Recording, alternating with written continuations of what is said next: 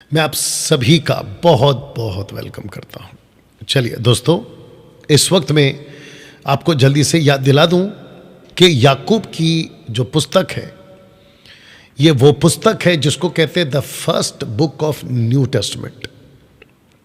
जी हाँ, जिसको 44 to 49 AD में लिखा गया था। अगर आपको ये बात नहीं पता थी तो मैं आज आपको बता दे रहा हूं। डैनियल भाई, सीक्वेंस क्या है न्यू टेस्टमेंट के? ये है सीक्वेंस, जिसको कहते हैं कि ऑर्डर में लिखा गया था, ईयर वाइज। तो ये कुछ ऐसा है। मैं अभी एक एक तो नहीं पढ़ूंगा, बाद में आप इसको पॉज करके पढ़ सकते हैं, ठीक है ना? जो चर्च फादर्स हैं, जो बाइबल के स्कॉलर्स हैं, हिस्ट्री को जो रिकॉर्ड में रखते हैं, एक्सक्यूज मी, उन लोगों ने ये कुछ तैयार किया हुआ था ना। दोस्तों, याकूब की किताब को लेकर कुछ बातें आपको पहले बता देते हैं कि याकूब कौन था। और मैं चाहता हूं कि आपको यह बता चुका हूं, फिर से याद दिला देता हूं कि याकूब प्रभु यीशु का भाई था। जी हां, कैसे? ये मरियम का, माता मरियम का बेटा जरूर था, लेकिन यीशु को मैं भाई से इसलिए जोड़ रहा हूं क्योंकि एक ही मां से जन्म लिया। एक सेकंड दीजिए।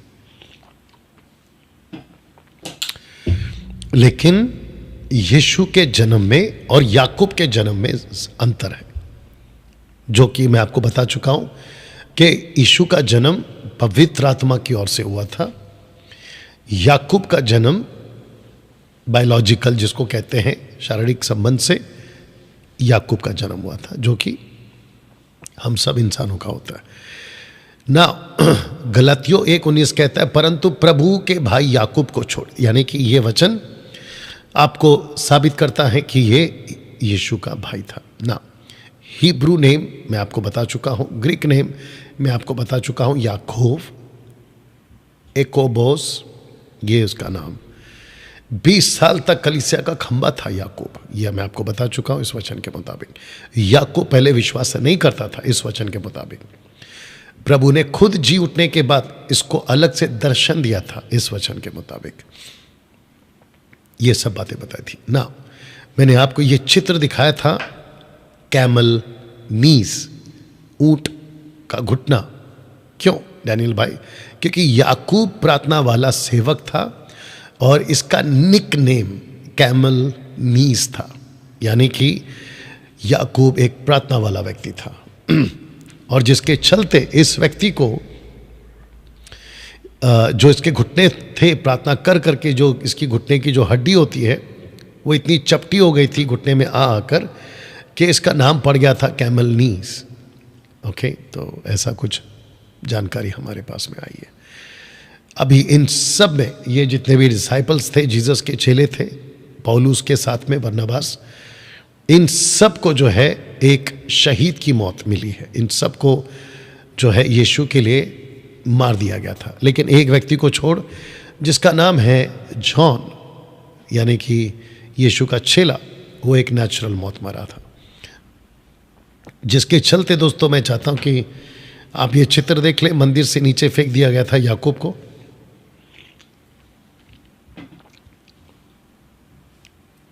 और जब ये यीशु का प्रचार करते थे, लोग इनसे नफरत करते थे। और इस चोटी से, अगर आप देख सको, मैं इसको जूम कर रहा हूं, इस चोटी से इसको नीचे फेंक दिया गया था। और इसकी ऊंचाई जब ऊपर से नीचे फेंका गया था तो ये 100 फीट का जो है ऊंचाई था।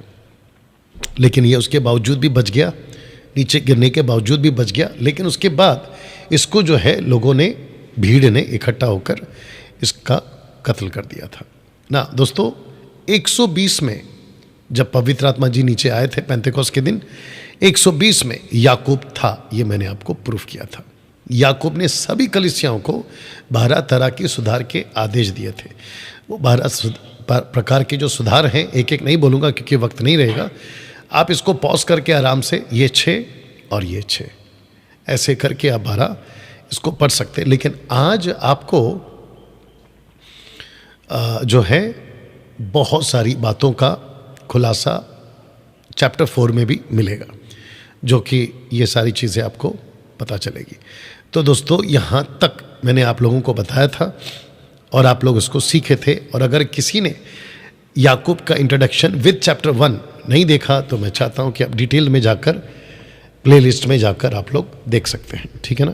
तो ऐसे करते करते पूरा का पूरा वचन आपको वर्ड्स बाय वर्ड्स हमने आपको सिखाया था, बिल्कुल एक एक वचन करके आपको हमने सिखाया था। फिर चैप्टर 2 में हमने आपको बताया था पक्षपात का पूरा अध्याय है, विश्वास और कर्म। तो ये भी हमने आपको एक एक करके वचन आपको हमने सिखाए थे। और मैं वापस कहता हूँ कि वर्ड्स बाय वर्ड्स आप लोगों को जो है सीखने को मिला था। तो ऐसे करते चैप्टर 3 लास्ट, जिसको हम कहेंगे हमारा लास्ट वीडियो इस पुस्तक पर, और वो कुछ इन सब बातों पर था। जीभ, थोड़ी सी आग, छोटी चिंगारी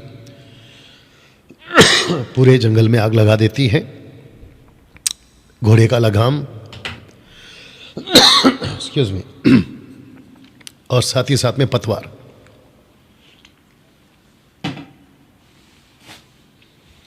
तो जिसके चलते दोस्तों इन सभी बातों पर हमने चर्चा की थी और आपको मैंने बताया था ये 3 बातें एक्सक्यूज मी। एक है संसारिक ज्ञान, शारीरिक ज्ञान, शैतानी ज्ञान। ये तीनों के तीनों परमेश्वर की ओर से नहीं है। ये उसका स्क्रिप्चर था, संसारिक, शारीरिक, शैतानी, ये बिल्कुल भी परमेश्वर की ओर से नहीं है ना। एक चीज़ ऐड करने जा रहा हूँ, ध्यान से सुनिएगा। जब याकूब को पता चला कलीसिया आगे बढ़ रही है, कलीसिया के पास में किताबें नहीं थीं, अविश्वासी जो अन्य जाति के जो लोग मसीह बन गए थे, और जो यहूदी जिसको कहते हैं मैसियानिक जूइश, जो यीशु के पीछे चलने के लिए तैयार हो गए थे, ऑब्वियस है कि उनको उस वक्त के जो आराधनालय है उनको इजाज़त नहीं होती थी, क्योंकि उनको सताया जाता था उन लोगों के द्वारा। तो इनके पास में कोई किताब नहीं होती थी। लेकिन ये क्या करते थे, याकूब को पता चला तो ये लेटर्स लिखकर मैं लोगों को जागरूक करूंगा, ऐसे करके इन्होंने कई बातों को रखा लोगों के बीच में। तो दोस्तों, आपको और हमको ये समझना बहुत ज़रूरी है कि याकूब की जो किताब है वो पहली किताब है लोगों को जागरूक करने के लिए। उसके बाद पतरस ने, पौलुस का तो बिल्कुल अलग सेविकाएं पवित्र आत्मा ने उनको दिया। उसके बाद आज हम सब के पास में बेहिसाब सोर्सेस, जिसको हम कह सकते हैं वचन के, वीडियोस हैं फेसबुक पर, यूट्यूब पर, वेबसाइट्स पे अलग अलग, है ना। और फिजिकली बहुत सारे चर्चेस हैं तो जहां आप एजुकेट हो सकते हैं। तो जिसके चलते ये 3 बातें याकूब कलीसिया को वार्न करता है कि आपके पास में जो ज्ञान होगा ना, वो संसारिक, शारीरिक, शैतानी नहीं होना चाहिए। तो जिसके चलते उसने ये सारी बातें बताई थी ना। दोस्तों, ऐसे करते करते आपके बीच में हमने चैप्टर 3 कंप्लीट किया था और अब हम आ गए हैं चैप्टर 4 पे। आशा करता हूं कि आप लोग सब बातों को समझ चुके हैं और अब यहां से आप लोग जो है बातों को सीखेंगे ना। दोस्तों, सबसे पहले मैं आपको फिर से याद दिला देता हूं कि डैनियल राज ये कोशिश करता है कि आपको वर्ड्स बाय वर्ड्स आपको जो है हम प्रभु का वचन सिखा सकें। याकूब की पुस्तक 4 अध्याय वचन 1 लिखा है कि तुम में लड़ाइयां और झगड़े कहां से आ गए। आपको याद होगा, ये सब क्वेश्चन मार्क पे है, देख लीजिएगा। आपको याद होगा चैप्टर 2 में वो बता चुका है सब कलीसियाओं को पक्षपात मत करो। चैप्टर 3 में वो कहता है कि तुम अपनी जबान को काबू में नहीं रखते हो, एक ही जबान से तुम परमेश्वर की स्तुति भी करते हो और उसी जबान से तुम दूसरे को बुरा भला भी कहते हो। एक्सक्यूज मी दोस्तों, थोड़ा सा गला ठीक नहीं है, उसके बावजूद भी मैंने तय किया कि मैं आपके बीच में लाइव आऊंगा। तो चैप्टर 2 चैप्टर 3 कनेक्टेड है चैप्टर 4 से। इन सब को मैं समझता हूं कि याकूब ने प्रार्थना में महसूस किया होगा, या फिर जैसे पौलुस कहते हैं ना कि मुझे तुम्हारे ही लोगों ने कहा कि तुम में झगड़े हो रहे। याकूब पहला कुरिन्थियों पहला अध्याय वचन 10 और 11, अगर मैं गलत नहीं हूँ। खलोई के घराने के लोगों ने तुम्हारी शिकायत मुझ तक पहुंचा कि तुम्हें झगड़े हो रहे। याद आ गया आपको? ये भी कह रहा है कि तुम में लड़ाई और झगड़े कहां से आ गए? Question mark. बाप रे, एक सेकंड दीजिए।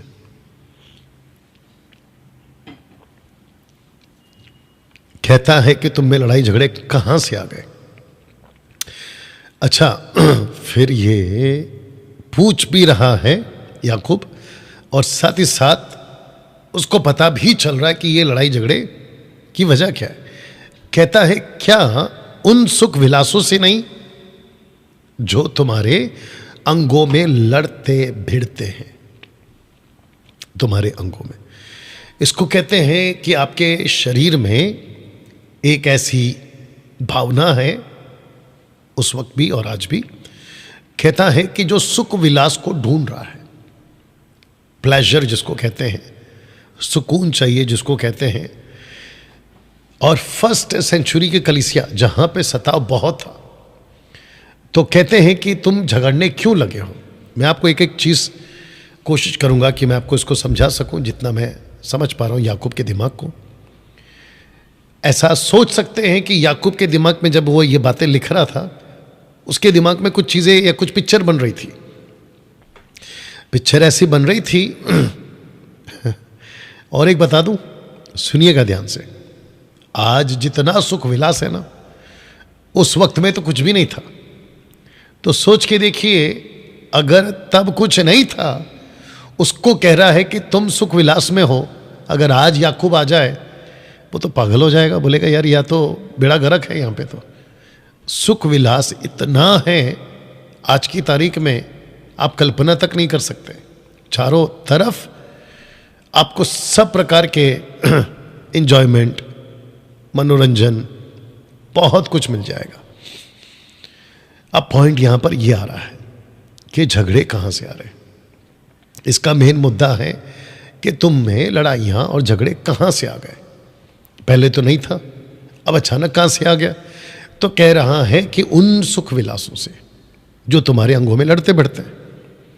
तो इसका मतलब है कि उस वक्त में भी और आज में भी जब कुछ चीजें मिलती नहीं हैं उनके हिसाब से, तो उनका जो मन है ना, वो चिढ़ जाता है या चिड़चिड़ा हो जाता है। आप जानते हैं कि कोई चीजें अगर आपने चाहा कि मुझे मिले और जब वो नहीं मिलती हैं, तो आप बहुत सारी चीजों में चिढ़ जाते हैं। एक छोटा सा एग्जाम्पल याद आ रहा है, जो इसी किताब के पहली किताब जिसको कहते हैं इब्रानियों किताब, अगर मैं गलत नहीं हूँ 12वें अध्याय में, उसका लेखक अगर पौलुस है तो कह रहा था एसाव को याद करो जिसने मसूर की दाल के लिए अपने पद को बेच दिया। तो मसूर की दाल एक वक्त का खाना जिसको कह सकते हैं, वो उसके लिए क्या था? उसके लिए था सुख, कि मुझे एक वक्त का खाना मिल जाए और मुझे उसमें सुख मिले। और उसने बेच दिया, अपना पद बेच दिया। इसको कहते हैं कि बाद में पछताने पर भी याकूब को, माफ करना, एसाव को वो पद वापस नहीं मिला।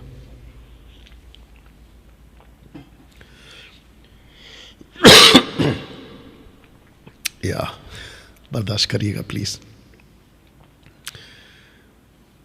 एसाव एक वक्त का खाने के लिए, उस सुख के लिए वो लड़ बैठा। या दूसरे शब्दों में उसने ऐसा कदम उठा लिया जो उसको नहीं उठाना चाहिए था। लिखा है कि तुम्हारे अंगों में लड़ते भिड़ते और जो सुख विलास आपके अंदर लड़ाई कर रही है ना, वो बाहर आती हैं और दूसरों से लड़वाती हैं। अंदर की लड़ाई जो आप लड़ रहे होते हो अपने सुख विलास के लिए, वो बाहर दिखना शुरू हो जाती है दूसरों के साथ। मुझे अगर एक व्यक्ति कहता है अगर मुझे ये चीज़ नहीं मिला मैं लड़ूंगा, और जिससे चाहिए उससे नहीं मिला तो उससे लड़ूंगा, तब जाकर ये लाइन कहता है कि तुम लालसा रखते हो और तुम्हें मिलता नहीं, तुम हत्या डहा करते हो और कुछ प्राप्त नहीं कर सकते, तुम झगड़ते लड़ते हो तुम्हें इसलिए नहीं मिलता कि मांगते नहीं। अब यहाँ पे थोड़ा सा बात को समझना होगा। तुम लालसा रखते हो तुम्हें मिलता नहीं, तुम्हें इसलिए नहीं मिलता कि मांगते नहीं। ऊपर की लाइन और नीचे की लाइन, इसको समझना होगा।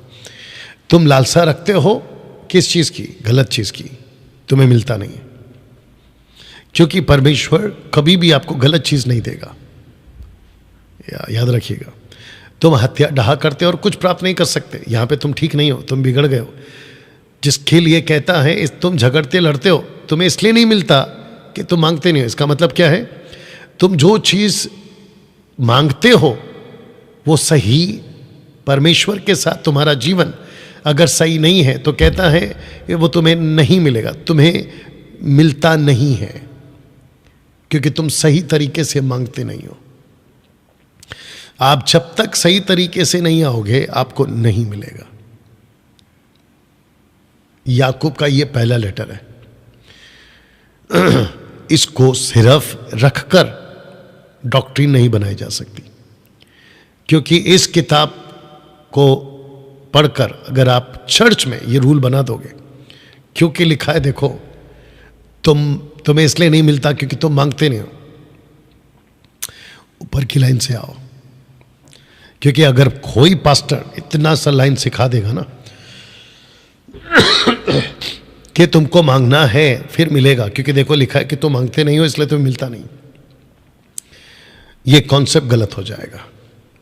तो जिसके चलते दोस्तों मैं समझता हूं कि याकूब की कुछ बातों को, जैसे कि मैं किसी से बात कर रहा था बीच में, दिल लगाकर प्रार्थना करो। मुझसे किसी ने बात करी थी, मैंने भी उनसे बात करी थी, सब ठीक है। तो कन्वर्सेशन में अभी सुन रही होंगी वो, कन्वर्सेशन में बात करते करते मैंने उनसे कुछ पूछा। मैंने कहा, और मैं आपको भी पूछूंगा अभी यहाँ पे, क्या यीशु ने कभी तेल का सहारा लिया? यीशु ने नेवर। क्या पतरस ने कभी तेल का सहारा लिया लिखित में, इन रिकॉर्ड? नेवर। क्या पौलुस ने कभी तेल का सहारा लिया इन राइटिंग? नहीं। या ठीक है ना, याकूब साहब, क्योंकि उनका पहला लेटर था। उसके बाद पौलुस आते हैं, ठीक है ना, कलीसिया को जागरूक करने के लिए, मैच्योर करने के लिए। देखिए, जो चीज़ चुटकियों में हो जाती है उसके ऊपर तेल क्यों लगा रहे हो? बात समझ में आई? वापस बोल दूं? एक सेकंड दीजिए। जो चीज चुटकियों में हो जाए उसके ऊपर तेल क्यों लगा रहे हो? ठीक है डैनियल भाई, हम तो तेल लगाएंगे, लगाओ, मना किसने किया? आप जाने, आपका प्रभु जाने। लेकिन दिक्कत कब आती है पता है? जब उसी कॉन्सेप्ट को उठा के ये लोग डॉक्ट्रिन बना देते हैं। मसीह मंथन के जितने मेंबर्स हैं प्लीज ध्यान से सुनिएगा।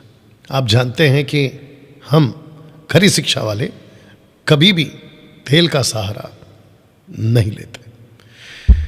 मुझे अगर प्रभु कहेगा, डैनियल मैं चाहता हूं कि तुम इस मरीज के पास जाओ या उस आदमी के पास जाओ और उसके लिए तेल लो और उसके लिए तेल लगाकर प्रार्थना करो, मैं ज़रूर करूँगा, मैं ज़रूर करूँगा। क्यों? क्योंकि प्रभु लीड कर रहा है, अगुवाई कर रहा है। लेकिन क्योंकि किसी और ने किया तो मैं नहीं करूंगा। इसको कहते देखा देखी। मेरा पास्टर ऐसा करता था तो मैं भी करूंगा, नेवर, कभी नहीं करना। यीशु के पास जब लोग आते थे ना, ध्यान से सुनिएगा, वक्त को ध्यान रखूंगा, जब लोग यीशु के पास आते थे ना, अंधे खास करके, तो यीशु किसी को छूकर चंगाई देता था, किसी को थूक कर चंगाई देता था, किसी को मट्टी का लेप बनाकर चंगाई देता था, किसी को कहता था कि रास्ते में ही चले जाओ ठीक हो जाओगे बिना छुए। ये यीशु थे। किसी प्रकार का एक रूटीन या एक प्रकार का कॉन्सेप्ट नहीं बना सकते। वैसे ही अभी वो आएगा, अगला चैप्टर जब आएगा अगला हफ्ता मैं बताऊंगा। लेकिन क्योंकि लिखा है कि तुम्हें इसलिए नहीं मिलता कि मांगते नहीं, इसका मतलब ये नहीं है क्योंकि तुम्हें मिलता नहीं है क्योंकि तुम ऊपर से गड़बड़ करते आ रहे हो। ये देख लीजिए, पूरा ऊपर से गड़बड़ करते आ रहे हो, इसलिए ये बीच में मैंने घुसाया था। बात समझ में आई? तो खुद को पहले ठीक करना है, फिर कहता है मांगना। ठीक है ना? मेरी बाइबल कहाँ है? बाहर या आपके पास हिंदी बाइबल है? उसमें देना मुझे। पहला यूहन्ना की किताब 5वां अध्याय वचन 14।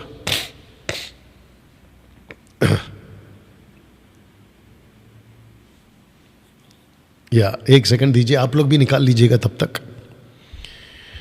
पहला यूहन्ना की किताब उसका 5वां अध्याय वचन 14। 1 जॉन चैप्टर 5 वर्स 14 लिखा है, और हमें उसके सामने जो हिया होता है वह यह है कि यदि हम, बहुत ध्यान से सुनिएगा, कि यदि हम उसकी इच्छा के अनुसार कुछ मांगते हैं तो वह हमारी सुनता है। उसकी इच्छा के अनुसार। इसको कहते हैं आप मांगो, लेकिन मांगने में उसकी इच्छा पूरी होनी चाहिए या उसकी इच्छा होनी चाहिए। और मांगने वाला अगर ऐसा हो तो इच्छा भूल ही जाइए। You understand? तुम मांगते हो और पाते नहीं, इसलिए कि बुरी इच्छा से मांगते हो ताकि अपने भोग विलास में। यही तो मैं कह रहा था ना, तुम्हें इसलिए नहीं मिलता कि मांगते नहीं, क्योंकि तुम सही प्लेटफॉर्म पे आए ही नहीं। तुम कहां से मांगोगे? उस लेवल पे पहले आओ, फिर मांगो। तो दोस्तों, आशा करता हूं कि ये जो गड़बड़ियां हैं आप इसको समझोगे ना। याकूब ऐसे लोगों को, जो ऊपर वाले लोग हैं, तुम में लड़ाइयां झगड़े कहां से आ गए, ऐसे लोगों को एक नाम देता है। जो ऐसे लोग हैं जिनको कहते हैं कि सुख विलास वाले लोग हैं। मुझे ताज्जुब है और ये सच है, 90% क्रिश्चियंस या 90% मसीही सुख विलास के शिकार हो गए, जिनको याकूब कहता है हे व्यभिचारिणियों। एक मसीह की दया को ऐसे लोगों को जो सुख विलास में फंस गए हैं, उनको वो ये नाम दे रहा है, व्यभिचारिणियों। सोच के देखिए आप,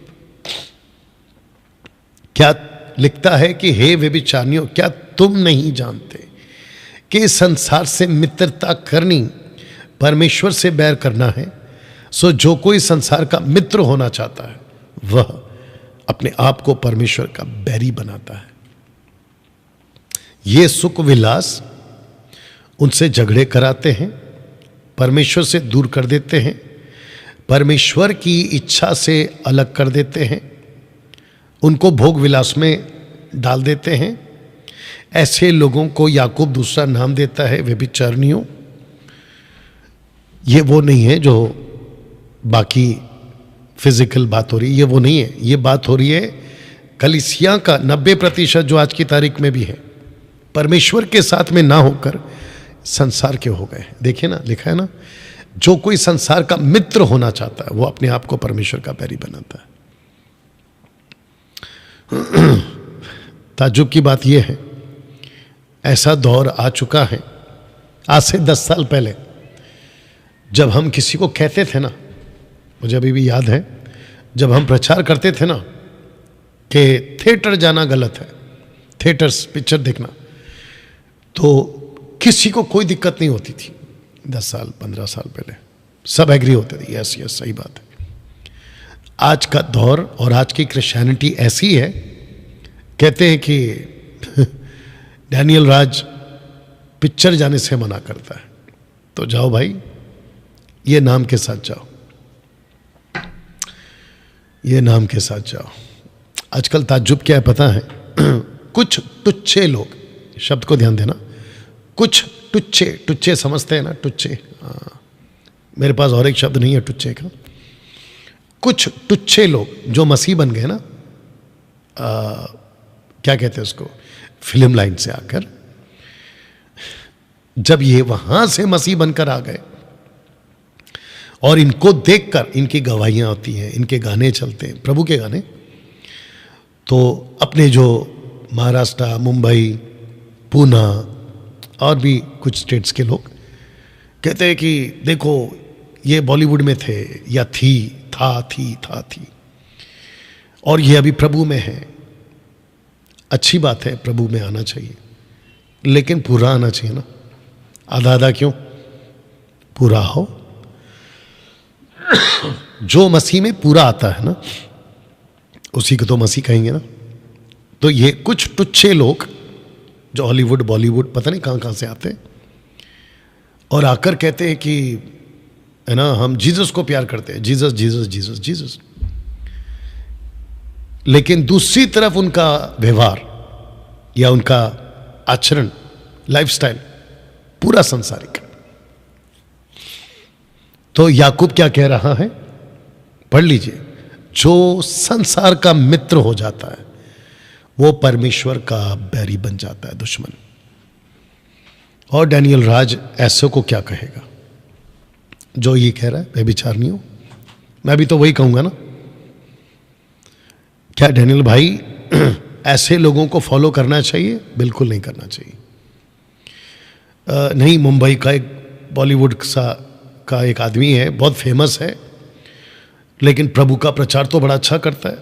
अच्छा, वैसे प्रचार तो बाहर के लोग भी बड़ा अच्छा करते हैं और मैं समझता हूं कि इससे भी बेहतर करते हैं।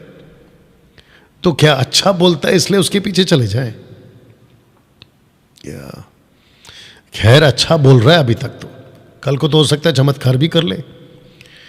तो मैं हमेशा कहता हूं कि अच्छा बोलता के बेस पे, चमत्कार करता है के बेस पे, प्रोफेसी कर रहा है उसके बेस पे, और क्योंकि प्रोफेसी बिल्कुल सटीक है, एक्यूरेट, उसके बेस पे कभी आकलन नहीं कर बैठना कि ये बंदा सही होगा, बिल्कुल नहीं। उस व्यक्ति को एक ही तराजू में तोलना कि ये प्रभु के वचन में कैसा है, दैट्स इट। सब कुछ करके अगर वो प्रभु के वचन में सही है, उसको फॉलो करो, कोई दिक्कत नहीं।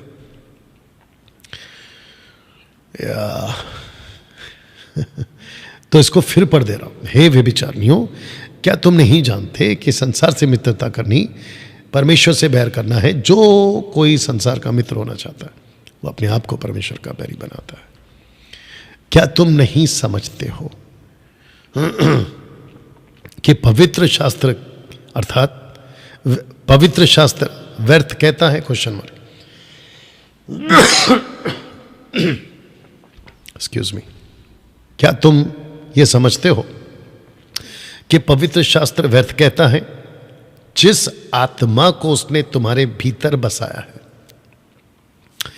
प्रेज गॉड कि याकूब को पता चल गया कि परमेश्वर का आत्मा भीतर बसाया गया है, और जो पवित्र आत्मा, पिनियोमा ग्रीक वर्ड, अंदर बसाया गया है परमेश्वर की ओर से, वो आता जाता नहीं है। संडे उतरेगा, चर्च सर्विस के बाद फिर चला जाएगा, पूरे 6 दिन नहीं रहेगा, फिर वापस तुम संडे आओगे, पास्टर फिर हाथ रखेगा, ठपाक ठपाक ठपाक। नहीं नहीं नहीं नहीं, नहीं। ऐसा नहीं है। एक सेकंड दीजिए। ऐसा नहीं है, बल्कि पवित्र आत्मा जिस दिन बस जाता है, दे दिया जाता है, उसी दिन आपका कंफर्म सील हो जाता है। फिर आपको हाथ रखवाने की और नीचे गिरने की जरूरत नहीं। यूट्यूब पर कितने लोग हैं? ओके। अब कुछ लोगों को आदत लग गई है क्योंकि गलत आदमी के हाथ में पड़ गए, गलत पास्टर के हाथ में पड़ गए इनफैक्ट। और वो पास्टर क्या करते हैं मैं आपको बताता हूं। ओके, 400, 450, 600, 650, माफ करना, 650 के आसपास लोग अभी लाइव हैं। आप लोग का स्वागत है। आप गलत पास्टर के हाथ में पड़ गए। मेरी सीधी लाइन है, हमेशा कहता हूं, फिर कहूंगा, ऐसे किसी चर्च में नहीं जाना जहां बाइबल के बाहर बातें सिखाई जाती हैं। उसी चर्च में जाना जो बाइबल के दायरे में, बाइबल के वचन में आपकी पालन पोषण होती है। डैनियल भाई 19-20 तो सब जगह, बिल्कुल नहीं। आपको याद आ गया, यीशु के पास एक जवान आया था। उसने कहा अनंत काल का जीवन पाने के लिए मैं क्या करूं? यीशु ने कहा कि तू तो शास्त्र को जानता है, मूसा के 10 आज्ञाओं को जानता है, उसका पालन कर। जानते हो उस आदमी ने क्या कहा?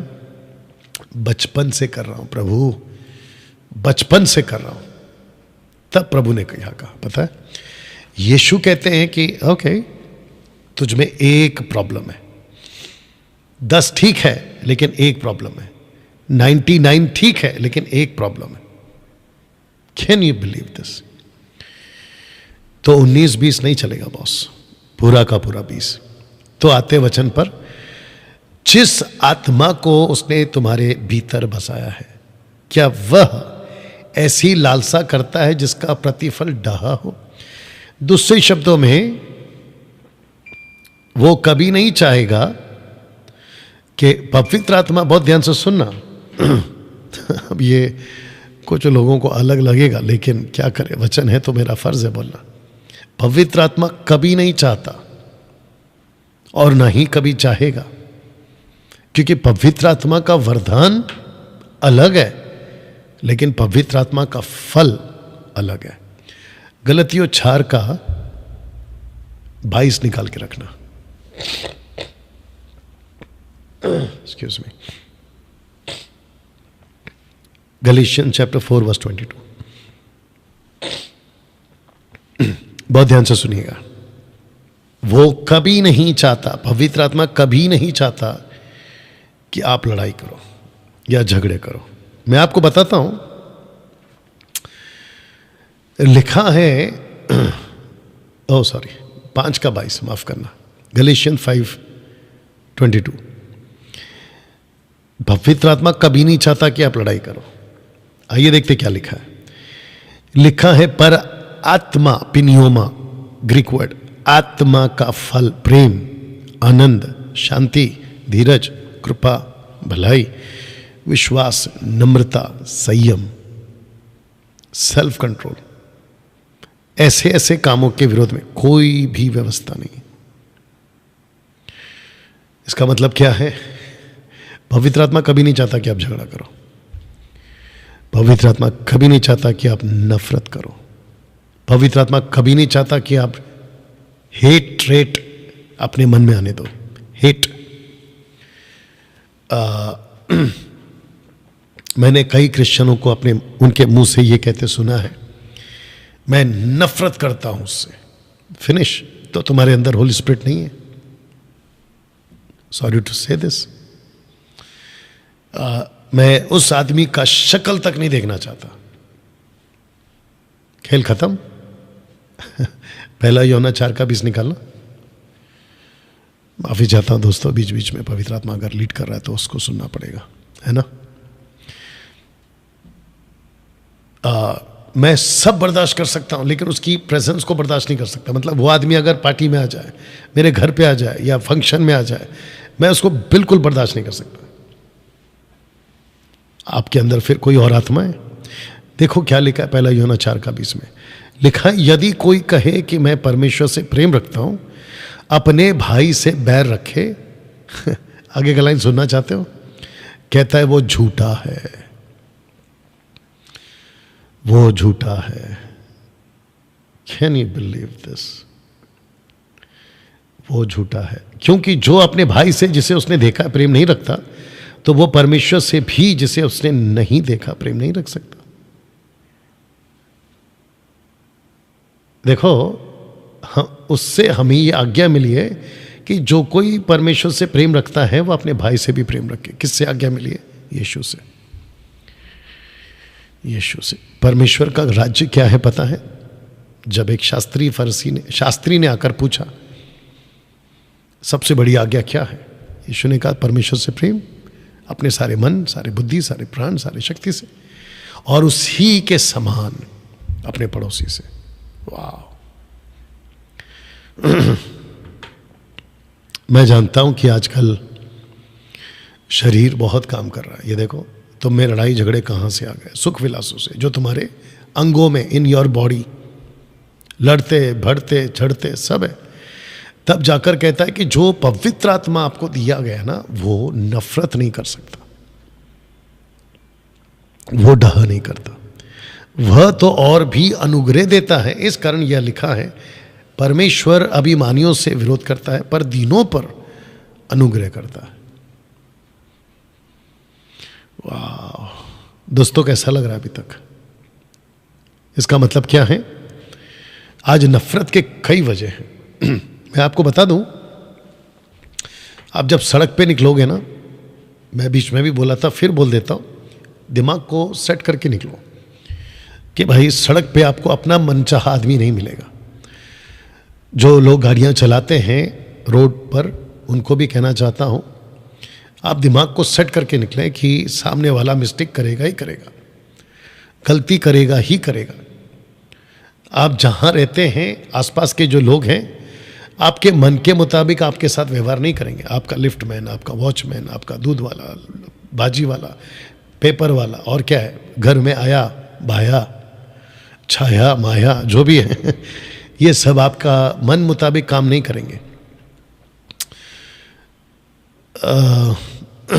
अभी अपना जो ऑफिस है जहाँ पे अभी मैं बात कर रहा हूँ, यहाँ पे पानी का इश्यू था, उसको जो हमने ठीक किया, उसको कुछ पेमेंट देना था, वो हमने दे दिया।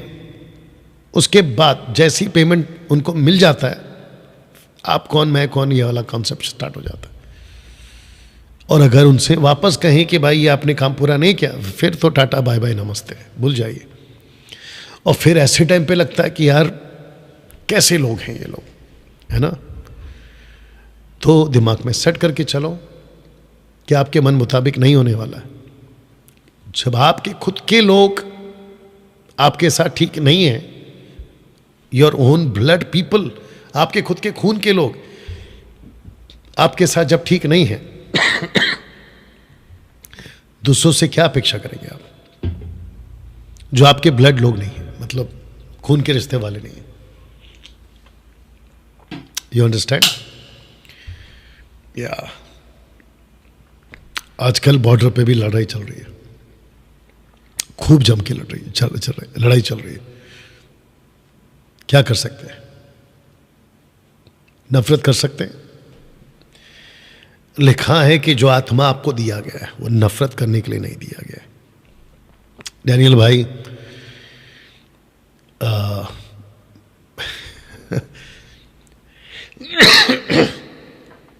अगर वो हमारा कत्ल करके जाता है तो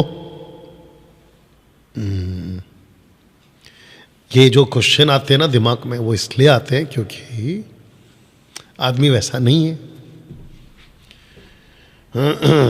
आप हमारी और एक दूसरे की छोड़िए, यीशु का कत्ल नहीं हुआ?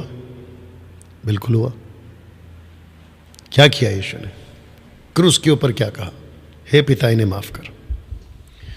आपको पता है आज न्यूज़ में, न्यूज़पेपर पे, व्हाट्सएप पे, सोशल प्लेटफॉर्म पे वायलेंस वायलेंस वायलेंस। वो कौन सा डायलॉग है? I hate violence. क्या है वो? ऐसे ही कुछ है ना? क्या है वो? कैसा है वो? कुछ तो है ना लाइन है वो, आई हेट वायलेंस। वाह, लेकिन बंदा खुद वायलेंस में है। चारों तरफ नफरत नफरत नफरत नफरत। या सो बी केयरफुल, आप कैसे प्रेजेंट करते हैं, कैसे रहते हैं, है ना। मेरे पास बहुत मौके आते हैं। अभी ये जो मेरे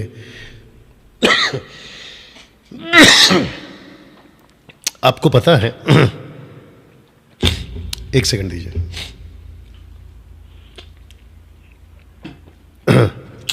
आपको पता है बीच में हमने प्रोग्राम किया था, एक्सक्यूज मी, प्रोग्राम का नाम क्या था? Christian random debate show. आपको पता है ऐसे ऐसे लोग मिले मुझे, विचित्र विचित्र तरह के लोग मिले। उसमें से 2-3 आइटम ऐसे थे, आइटम समझ रहे होंगे आप लोग, सैमुअल माइकल, राजेश स्टीफन, परेशान आत्मा, और क्या था, श्रीनिवास कोई है, मदद करो, सुरेश, क्या सुरेश, और कौन था, विनोद, मनोज, बाबा जी, बाप रे बाप रे। आप मेरा थंबनेल देखना और इनका थंबनेल देखना, आपको ज़मीन आसमान का फ़र्क पता चल जाएगा। मेरे पास में इतने इक्विपमेंट्स हैं या इतना साधन है कि मैं ऐसे ऐसी थंबनेल बना सकता हूँ, और मैं खुद बनाता हूँ थंबनेल। जितने भी मैं बनाता हूँ ना डिज़ाइंस, वो सब मैं खुद बनाता हूँ। आप सोच के देखिए मेरे को इन लोगों का बनाने में कितना टाइम लगेगा ऐसे। लेकिन मेरे अंदर जो आत्मा बसा है, ये वाला, ये मुझे नफरत करना नहीं सिखाता। और यही वजह है कि जब क्रिश्चियन रैंडम डिबेट शो चल रहा था और ये सब परेशान लोग जब सामने आए थे, मैंने जब इनकी वीडियोस को देखना शुरू किया, पहले तो मैं नहीं देखता था, लेकिन जब मैंने देखना शुरू किया, बाप रे बाप रे, और मैं ऐसे ऐसे हरकत जो ये लोग करते हैं उसका 2 गुना या 4 गुना ज़्यादा कर सकता था, लेकिन मैंने नहीं किया। यही फ़र्क है परमेश्वर की आत्मा में और बिना परमेश्वर की आत्मा के लोगों में। लगे हाथ आपको ये भी बता दूं कि सोशल प्लेटफॉर्म पे 90 से भी ज़्यादा टक्का इन लोगों की गुंडाई बंद हो गई है। इन लोगों की गुंडाई बंद हो गई है। जो वीडियोस पहले बनते थे मेरे अगेंस्ट में, उसमें ब्रेक लग गया है। और मैं समझता हूं कि इनको या तो अक्ल आ गई है या तो फिर परमेश्वर ने सुधारा है, बाकी का नहीं पता। बट मैं समझता हूं कि अगली जनरेशन जब कोई मेरी तरह वीडियो बनाएगा खरी शिक्षाओं के ऊपर, तो ऐसे लोग सामने ज़्यादा नहीं आएंगे। दोस्तों, मैं समझता हूं कि आप ये लाइन को बखूबी समझें ना। वचन 7 को पढ़ने जा रहा हूं, जो कि अब ये एक कदम और आगे गया। कहता है, इसीलिए परमेश्वर के अधीन हो जाओ, शैतान का सामना करो, तो वो तुम्हारे पास से भाग निकलेगा। मेरा क्वेश्चन है याकूब साहब से, सुख विलास, अंगों में लड़ाई करने वाले, भोग विलास में उड़ाने वाला, व्यभिचारियों, संसार से बैर रखने वाला, एक दूसरे से नफरत करने वाला, आप शैतान किसको बोल रहे हैं? क्या इन सबको शैतान बोल रहे हैं? परमेश्वर के अधीन हो जाओ, शैतान का सामना करो और वो भागेगा। डैनियल भाई, आप क्या कहते हैं? जी हां, क्योंकि ऐसी सब हरकतें शैतान ही तो लाता है। आपके शरीरों में सुख विलास, शैतान। भोग विलास में उड़ा दो, शैतान। एक दूसरे से नफरत करो, शैतान। तो कहता है परमेश्वर के अधीन हो जाओ, शैतान का सामना करो, वो भागेगा। परमेश्वर के निकट आओ, एक्सक्यूज मी, परमेश्वर के निकट आओ। अब जरा ध्यान सुनिएगा, क्योंकि बंदा यहां पे भटक गया था, संसारिक हो गया था ना। तो कहता है परमेश्वर के निकट आओ, तो वो भी तुम्हारे निकट आएगा। हे पापियों, अपने हाथ शुद्ध करो और हे दूचिते लोगों, अपने हृदय को पवित्र। दूचिते मतलब डबल माइंडेड। ये दूचिते लोग कौन है? एक चर्च में एक पैर, दूसरा पैर संसार में। एक पैर प्रार्थना सभा में, दूसरा पैर थिएटर में। दूचिते, आप समझ गए? दूचिते, डबल माइंडेड। बाइबल भी पढ़ेंगे और बाकी दुनिया की भी किताबें पढ़ेंगे, मतलब संसारिक। या तब जाकर याद होगा ना आपको, याकूब का 3 अध्याय, एक सोते से 2 पानी नहीं आ सकते, ये उसने कहा था। एक सोते से 2 पानी नहीं आ सकते। तब जाकर कहता है दूचिते, अपने हृदय को पवित्र करो, दुखी हो, शोक करो, रो, तुम्हारी हंसी शोक से, तुम्हारा आनंद उदासी में बदल जाए। ऐसा क्यों? क्योंकि उस वक्त में मैं समझता हूं, और प्रभु के सामने दीन बनो तो वह तुम्हें शिरोमणि बनाएगा। ऐसा क्यों? वो इसलिए क्योंकि उन दिनों में वो कहना चाह रहा था कि दुखी हो तुम, सुख विलास में हो ना, सुख विलास में हो ना, ये देखो सुख विलास, तो उसके बजाय अभी उसके पीछे मत भागो। जो तुमको खुशी देती है, तुमको प्लेजर देता है, उसके पीछे मत भागो। इसलिए कहता है दुखी हो, शोक करो। पौलुस क्या कहता था? कहाँ लिखा है? 2 कुरिन्थियों 10:5, अगर मैं गलत नहीं हूँ, नहीं वो नहीं होगा शायद, फिर भी देखते हैं। 2 कुरिन्थियों 10:5 है शायद। लेट्स सी, निकालो। चलो ठीक है, ये भी ठीक है, जो मैं ढूंढ रहा था बताता। इसलिए हमें कल्पनाओं और एक ऊंची बात को जो परमेश्वर के पहचान के विरोध में उठती खंडन करते हैं, और हर एक भावना को कैद करके मसीह का आज्ञाकारी बना दे, ये भी चलेगा। तो कुछ चीजें उठती हैं आपके अंदर कि भाई है ना, ये हो जाए वो हो जाए, तो कहता है कि दुखी हो, शोक करो, रो, तुम्हारी हंसी शोक से तुम्हारा आनंद उदासी में बदल जाए। प्रभु के सामने दीन बनो तो वो तुम्हें शिरोमणि बनाएगा। Excuse me. इसका अर्थ क्या है दोस्तों? इस जगत में पतरस कहता है, मुझे रेफरेंस याद नहीं आ रहा है, पतरस कहता है कि इस दुनिया में हम परदेसी हैं, we are strangers in this world. You understand? हमारे मन के मुताबिक सब कुछ नहीं मिलेगा, बहुत साफ बोल रहा हूं। आपको जैसा चाहिए वैसा नहीं मिलेगा, कॉम्प्रोमाइज करना ही, मतलब त्यागना ही पड़ेगा, सैक्रिफाइस लाइफ जीना ही पड़ेगा। हे भाइयों, एक दूसरे के बदनाम ना करो या बदनामी ना करो। जो अपने भाई को की बदनामी करता है, मैं वापस बोलूंगा, मुझे तो बहुत मौका मिला था इन सबको बदनाम करने का, लेकिन मैंने नहीं किया। या भाई पर दोष लगाता है, वह व्यवस्था की बदनामी करता है, व्यवस्था पर दोष लगाता है, तू तो व्यवस्था पर चलने वाला नहीं पर उस पर हाकिम ठहरा। Excuse me. वचन 12 लिखा है, व्यवस्था देने वाला हाकिम तो एक ही है, जिसे बचाने और नाश करने की सामर्थ्य है, यानी परमेश्वर। तू कौन है जो अपने पड़ोसी पर दोष लगाता है? तुम जो ये कहते हो, एक सेकंड दीजिए,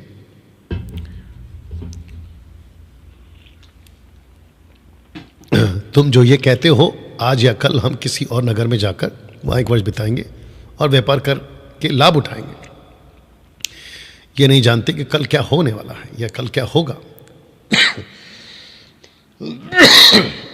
एक्सक्यूज मी, या थोड़ा सा दिक्कत है आज।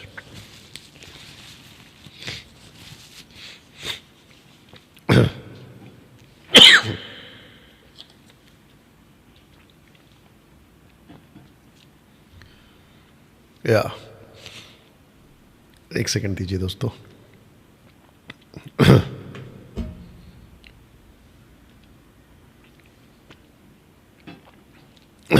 या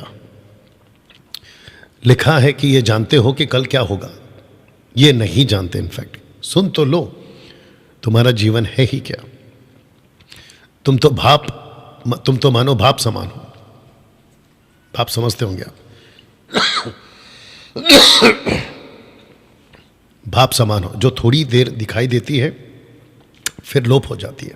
इसके लिए इसके विपरीत तुम्हें यह कहना चाहिए यदि प्रभु चाहे तो हम जिएंगे, जीवित रहेंगे और वह काम भी करेंगे। अब तुम अपनी डींग पर घमंड करते हो, ऐसा सब घमंड बुरा होता है। इसलिए जो कोई भलाई करना जानता है नहीं करता, उसके लिए ये पाप है। वाह, अद्भुत बातें हैं दोस्तों। आशा करता हूं कि ये जो चैप्टर नंबर 4 आपने सीखा है, प्रभु ने अगुवाई की है कि आपके बीच में हम ये चैप्टर को रख सकें। मैं समझता हूं कि आप जब खुद भी इसको पढ़ोगे बहुत सारी बातों को आप सीखोगे। दोस्तों, चैप्टर 5 नेक्स्ट वीक आपके बीच में हम रखेंगे और इस चैप्टर का जब एडिट वीडियो आएगा, मैं चाहता हूं कि इसको खूब शेयर करें।